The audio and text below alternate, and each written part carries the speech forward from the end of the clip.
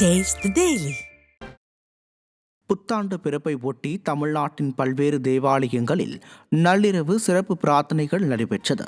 குமரி மாவட்டம் இரவின் புத்தன்துறை மீனவ கிராம புனித கேத்தரின் தேவாலயத்தில் புத்தாண்டு சிறப்பு திருப்பலி நடைபெற்றது.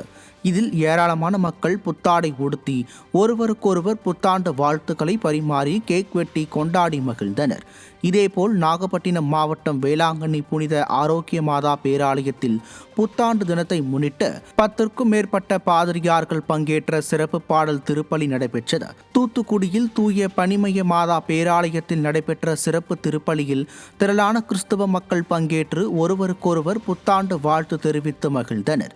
விழுப்புரத்தில் மிகவும் பழமை வாய்ந்த கிறிஸ்து அரசர் ஆலயத்திலும் புத்தாண்டை முன்னிட்டு சிறப்பு திருப்பலி நடைபெற்றது.